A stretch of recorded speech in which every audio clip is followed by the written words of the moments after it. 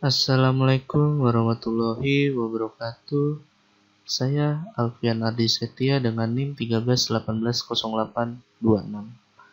Di sini saya akan menjelaskan tentang bagaimana cara membuat bootable Windows 7 pada USB flash disk dengan menggunakan aplikasi Rufus.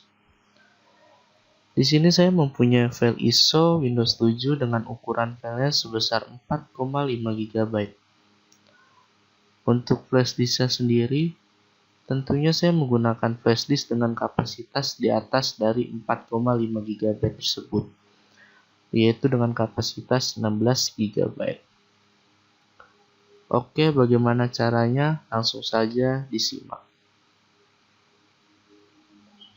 Pertama-tama kita buka file Rufusnya terlebih dahulu. Di sini saya menggunakan Rufus dengan versi 3.10. Kita double klik file Rufusnya, kita klik yes. Oke. Ketika flash disknya sudah kita colokkan ke laptop, maka flash disknya akan kedetek sendiri oleh file Rufusnya itu. Sudah terbaca sendiri oleh file Rufusnya. Lalu langkah selanjutnya kita pilih select untuk memasukkan file ISO Windows 7-nya. Kita pilih Windows 7, lalu kita klik open. Di sini tentunya sudah otomatis terpilih sendiri. Tapi kalau jika tidak seperti ini, kita bisa pilih partition shame-nya yaitu MBR. Lalu untuk target sistemnya BIOS or UEFI atau CSM. Untuk volume labelnya kita bisa namakan, di sini saya akan menamakan Win7.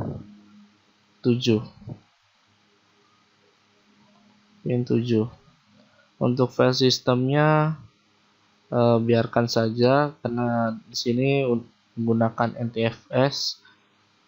Ininya diamkan saja. Nah, lalu kita klik start. Nah, di sini saya sarankan untuk flash disk dalam keadaan kosong. Jika flash disk tersebut ada data-data penting, saya sarankan untuk membackup data penting tersebut. Karena apa? Flash disk ini, data-data penting yang di dalam flash disk ini nantinya akan ketiban oleh file ISO yang kita tanam dengan menggunakan aplikasi Rufus ini. Saya sarankan sekali lagi, jika ada data penting, diharap untuk membackup terlebih dahulu. Lalu selanjutnya kita klik OK.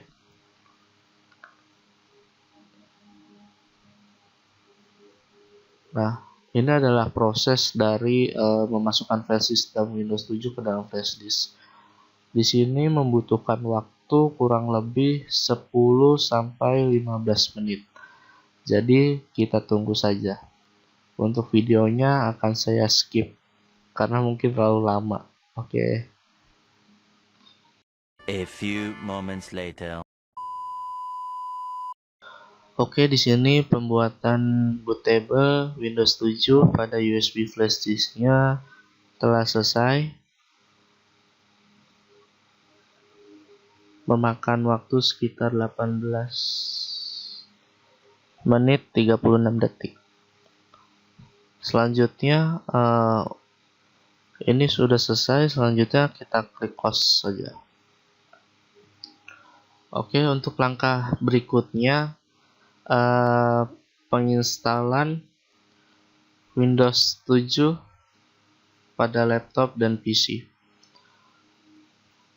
Oke, setelah pembuatan bootable Windows 7 pada USB flash disk-nya telah selesai, kita bisa langsung gunakan flash disk tersebut untuk menginstal Windows 7 di laptop atau PC. Bagaimana caranya? Oke, langkah pertama kita harus setting boot priority-nya terlebih dahulu. Untuk cara setting boot priority-nya akan dijelaskan oleh rekan saya yang bernama Sheila Nurhayati dengan NIM 13 18 10 25.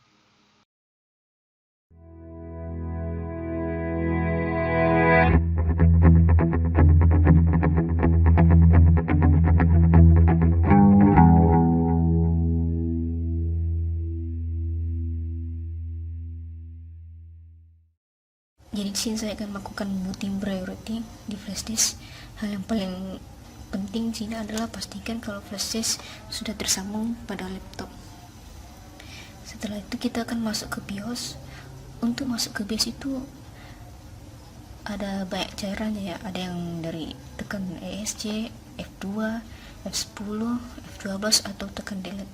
Semua itu tergantung pada merek laptop masing-masing. Terkadang untuk kunci BIOS itu bisa muncul di pojok kiri bawah atau pojok kanan bawah, atau bisa juga dia nggak muncul saat mau masuk ke Windows. Itu bisa searching di Google aja untuk kuncinya apa. Langsung saja kita restart.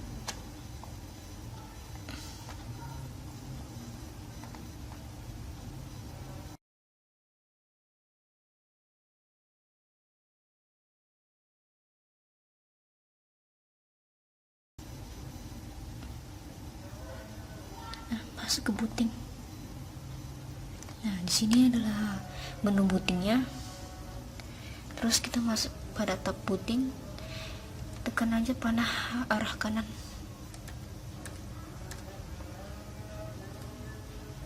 Nah, di sini adalah booting priority.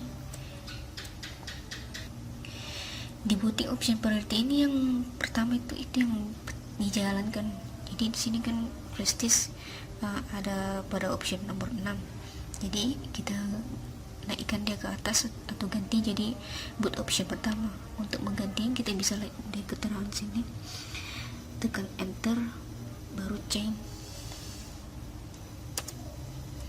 pilih USB key flash drive. Nah, setelah itu kita ke menu exit tab, save change and reset. Yes.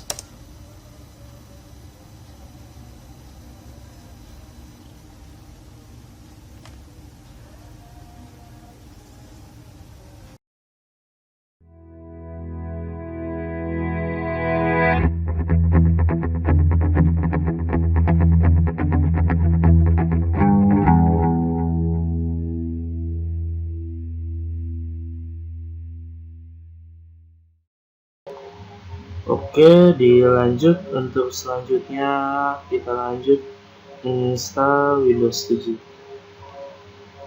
Untuk lanjutannya, untuk menginstal Windows 7 saya menggunakan virtual machine, yaitu VirtualBox.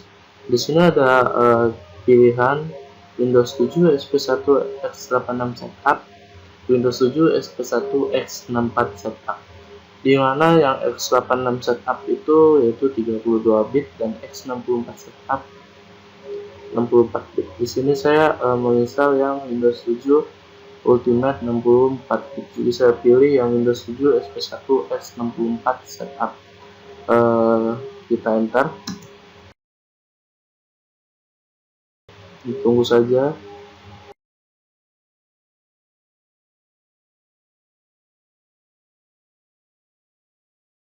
Nah, ini adalah pilihan pertama, yaitu bahasa. Kita pilih saja menggunakan bahasa Inggris, enter. Bahasanya Inggris, kita tab ke bawah. Untuk time and currency format kita menggunakan waktu Indonesia. Nah, untuk keyboardnya tetap US dan kita tab next, kita next. Install now. Tunggu setup is starting. Di sini ada pilihan beberapa paket, ada Windows 7 Starter, Home Basic x86 atau 32 bit. Saya mau install Windows 7 Ultimate yang 64 bit, jadi saya pilih yang ini, Windows 7 Ultimate X64. Saya klik enter, terus I accept the license terms, tap next. Nah, ini ada pilihan mau upgrade atau custom. Karena di sini saya menggunakan Windows 7 bajakan, jadi sewaktu-waktu takutnya update nanti malah keblok dari sananya, saya pilih custom. Nah, di sini ada 150 GB partisi, dimana saya harus membagi partisi tersebut. Yang pertama saya harus buat tentunya partisi untuk sistem dari Windows 7 nya tersebut. Saya pilih yang drive option, lalu saya pilih new. Saya di sini menggunakan 70 GB.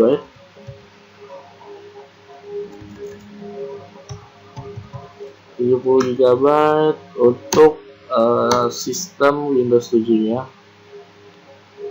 Nah, di sini ada primary, kita pilih yang primary, kita enter.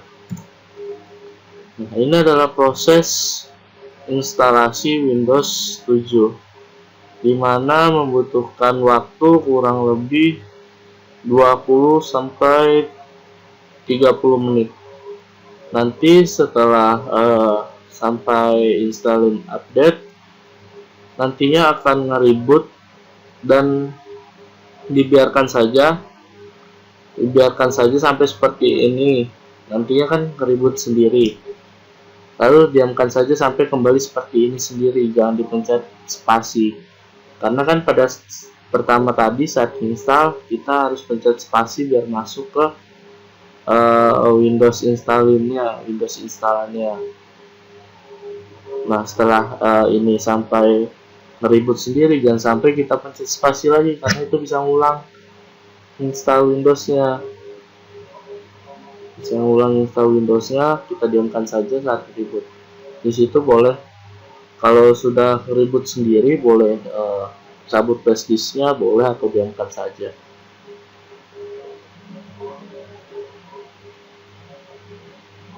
Oke, kita tunggu kurang lebih 20 sampai 30 menit. Day 2. Untuk proses instalasi Windows 7-nya sudah berjalan 91%. Diingatkan kembali bahwa nantinya PC atau laptop akan restart sendiri. Saat restart sendiri itu diamkan saja, nanti akan kembali seperti ini. Jangan dipencet spasi lagi, nanti akibatnya bisa kembali ke menu awal instalasi. Diamkan saja. Saat restart nanti diamkan saja sampai nanti kembali seperti ini. Day 3. Oke, ini instalasi Windows 7-nya restart sendiri. Nah, di sini jangan dipencet apa-apa, jangan spasi, enter atau lain-lain, nanti bisa installnya akan ulang lagi atau ke menu pertama lagi. Diamkan saja, nanti akan kembali ke menu instalasi, akan dilanjutkan sendiri. Day 4. Nah, kalau sudah seperti ini, flash disk bisa dicabut saja atau didiamkan saja, tidak masalah, tapi lebih baik dicabut saja flash disknya.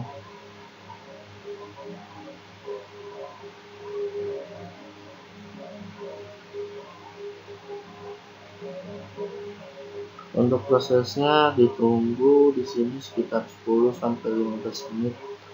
Nanti dia akan masuk ke menu setting. A few moments later.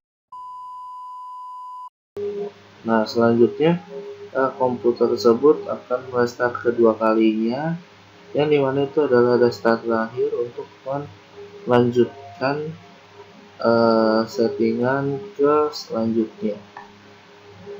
Jadi tidak usah diapa-apain. Yang restart keduanya, restart pertama didiamkan saja, restart yang kedua kalinya didiamkan saja. Itu tanda bahwa instalasi yang telah kita lakukan akan segera berhasil.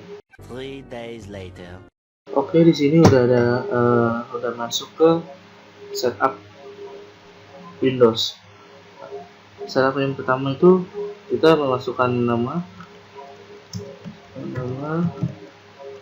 Alfian. Di tipnya itu biarin saja, kita klik next.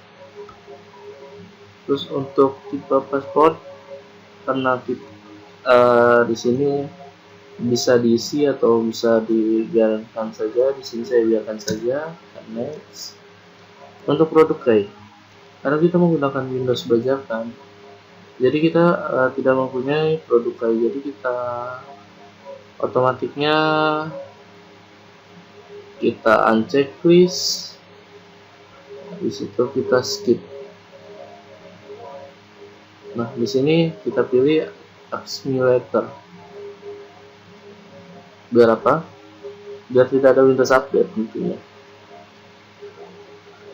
Ini Windows Update nih. Ini Protect. Sorry, ini adalah Windows Protect. Oh ya, user recommended setting itu Windows update-nya otomatis. Kita Accumulator saja, lanjut kita pilih Hanoi sudah, Jakarta sudah, kita next. Kita pilih Location Public Network, jaringan public. Kita tunggu saja Windows 7. Windows sedang menyelesaikan settingan. 3 weeks later. Ini adalah proses restart yang ketiga kalinya pada instalasi Windows 7, dimana ini adalah proses terakhir. Proses terakhir restart dari penginstalan. Jadi ada 3 proses restart. Yang pertama itu proses pemasukan sistem Windows 7-nya ke dalam hard disk, lalu di restart sendiri nantinya. Selanjutnya memulai lagi untuk melakukan setting dan lain-lain, setup Windows-nya, lalu restart lagi yang 3 kalinya sebagai final atau penyelesaian. A few moments later. Ini dia penginstalan Windows 7 telah selesai, tapi ada beberapa langkah lagi yang harus dilakukan. Yang pertama, kita harus mematikan Windows update-nya, lalu yang kedua kita harus mematikan Windows firewall-nya. Sebenarnya tidak masalah tidak dimatikan, tapi kan karena di sini saya menggunakan Windows bajakan, pastinya Windows update-nya harus dimatikan, karena ketika begitu nanti di restart ada Windows update, nanti yang ada layar di sini akan hitam karena terblokir oleh server Windows tersebut. Nah, untuk mematikan firewall itu sebenarnya tidak diwajibkan, cuma ada beberapa aplikasi bajakan lainnya yang harus mematikan Windows firewall, karena ketika Windows firewall-nya dinyalain, aplikasi bajakan tersebut tidak bisa diinstal. Oke, kita matikan Windows update-nya.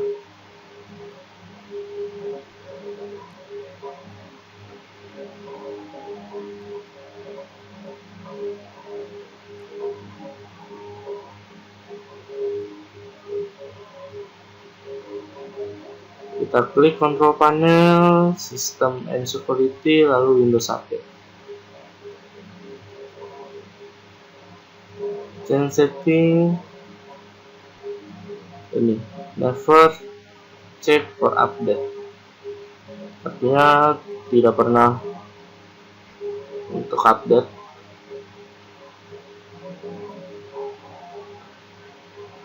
Lalu kita klik OK.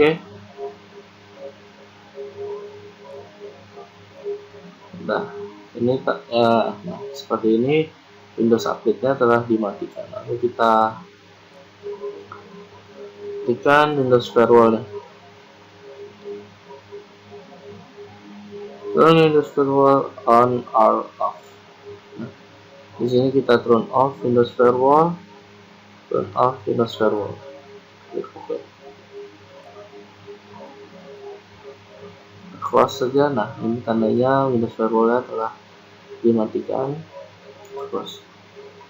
Nah, untuk instalasi Windows 7-nya telah selesai. Jadi kita jika menggunakan Windows 7 yang asli tidak perlu mematikan Windows Update atau mematikan firewall. Terkadang perlu untuk menginstal aplikasi bajakan itu Windows Firewall perlu kita matikan, tapi Windows Update juga kadang perlu, karena itu juga waktu kita mengerjakan itu suka update sendiri jadi mengganggu.